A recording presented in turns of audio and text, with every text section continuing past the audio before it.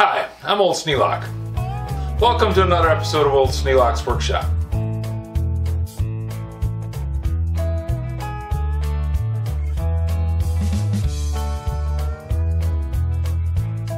Well, I'm thinking about making a box to put my tooling in for the lathe. I just happened to come up with this plastic box. It's from Harbor Freight. And I'm not using it for anything because it came empty. And I'm thinking if I cut out this plastic tub on the inside, I should be able to come up with a way to make some kind of a foam-filled carrier to put all these different bits of tooling in. There's enough depth in the box to put all these things in there. And if I can do that, then I'll have them all stored nice and neat. Little handy carrying case. I can get them out, do what I want to do with them, put them back in the box, and then put them on the shelf, and they'll all be nice, neat, and clean. Now, that's the theory. Still remains to be seen if I can even make this work at all. So I got to do a couple of practice runs just to see what's going to happen.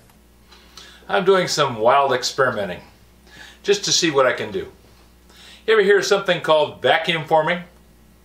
Well, vacuum forming involves heating up a piece of plastic and stretching it over a form. You use a vacuum cleaner to pull the air out from underneath the plastic, and it sucks down around the thing that you're trying to form around. This is vacuum formed. Lots of things are vacuum formed these days. This one just happens to be made in two pieces. They made this form, and then they have another form to make the back that has these reinforcing ribs in it. Pretty uncomplicated, but for the home shop, we're going to try and see if we can do that here. I have a piece of plastic that came off a bubble pack. It's actually a cookie box, but you know, it's the same kind of plastic. And I'm going to see if I can make a form to go over the top of this knurling tool. This is a scissors type knurling tool that I just got the other day. That's for another project, but you know. I thought, okay, I'd like to have a little box for this because Chris Anderson got a nice little foam inside piece for his box, and mine came without the foam piece. And I thought, I wonder if I can make something. So we're going to try this, see just what happens. It's not a complicated system. I took a cardboard box and taped it to the bottom of a piece of pegboard. And I've got a clamp on it to hold it onto the chair just so I don't have to keep chasing it around.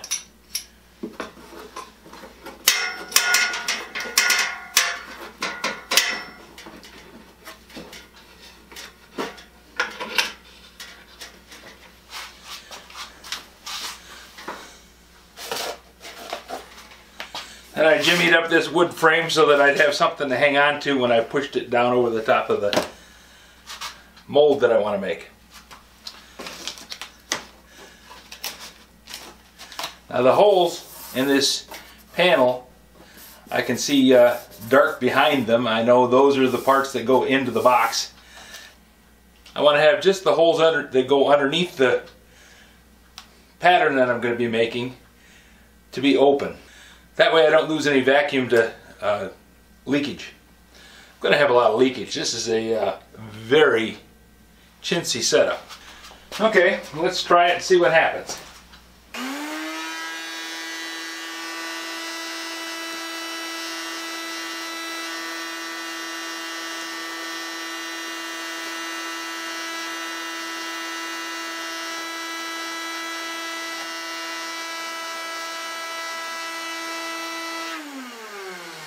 I got a pretty good amount of vacuum leak there, and since this isn't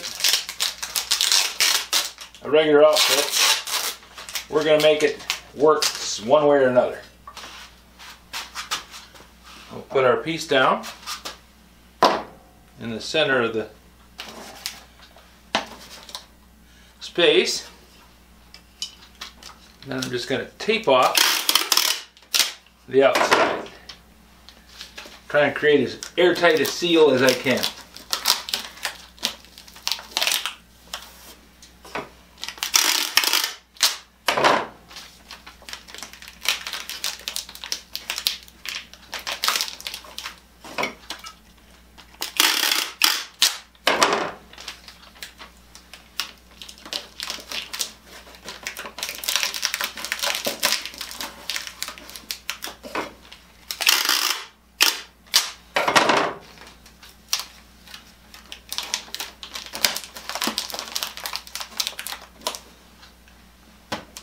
Okay, that's got that taken care of. Now I'll take my heating gun, which is a master heat gun. Let's see, this is temperature range up to 500 degrees Fahrenheit. Okay, now if I don't blow a fuse, I'll be doing good.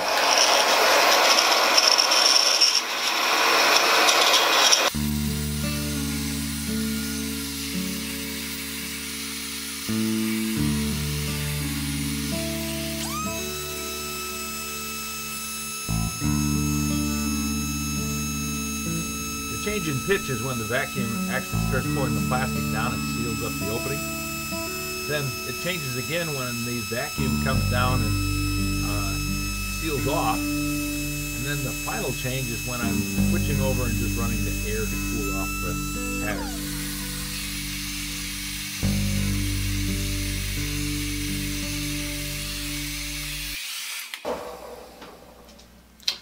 Well, it definitely formed down.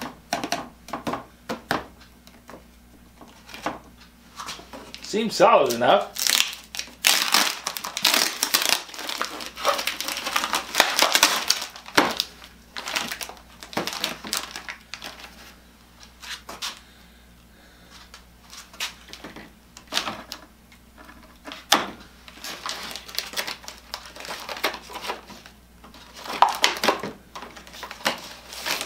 I wrap right around the screw on the handle, so that's probably something that I'd have to accomplish to allow for it. There, comes right out though.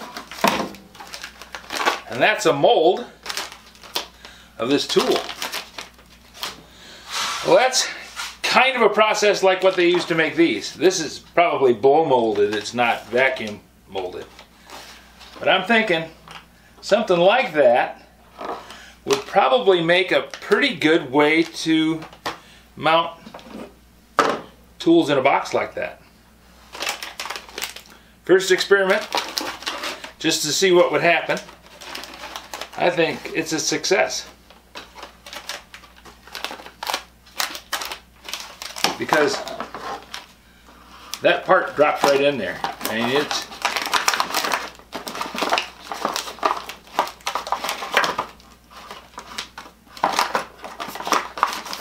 get it oriented the right way.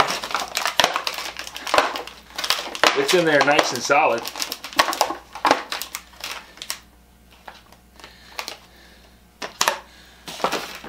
And since this is just a cookie box, I mean it's a recycled cookie box, I need to have more pieces laid out on a piece like this, set it on the bench there, and then vacuum form it around all those little pieces.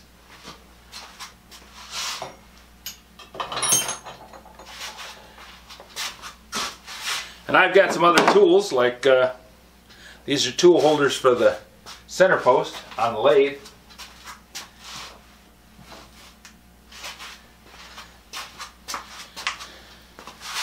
Chuck jaws. I think I can make this work.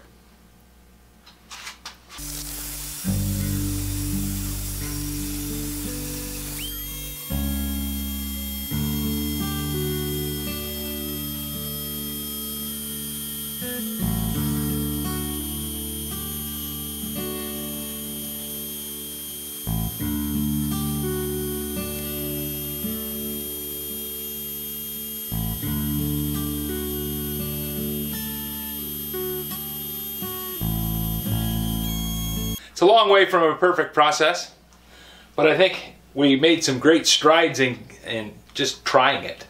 So I have hopes that in the future I'll be able to make one that actually works.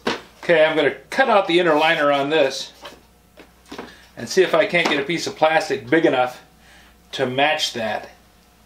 Then I'll set out the tools on the surface here and maybe put some double-face tape to hold it in place on the table so that it doesn't slide around with the plastic shrinking. Not sure how that's going to work. We're just going to have to see what happens. Maybe a bit of wire down through some of the holes. That might be a better way to go at it. Just use some wire and tie it off to the pegboard. This has a lot of possibilities as a drawer liner too. Depends on where I can get the plastic from. So, this is a good start. Got a ways to go before we're done. I just finished working on the tractor mounted engine hoist. That job's done. And the bandsaw is going to be done here in the next day or two. So I'm looking for my next project, and I think this is it. Now that you've had a chance to look around the place, why not think about subscribing? 85% of the people that visit the shop aren't subscribers. You're missing out on an awful lot. So why don't you click on the subscribe button and ring the little bell too. That'll notify you when the next video is coming up. Now, we've changed the schedule a bit. I'm not doing videos on Saturday and Sunday unless it's a special case. Monday through Friday at noon, we're always here. Now, if I'm a little bit late, sometimes Google and sometimes YouTube and sometimes Windows 10 throws a monkey wrench in the works. If I'm a little bit late, I'll be along. You'll still get the notification though, as long as you ring the bell. If you have any suggestions for a new video, questions about today's video, or any of the other videos on the channel, just drop a note in the comments. You know I read them all. Thanks for watching.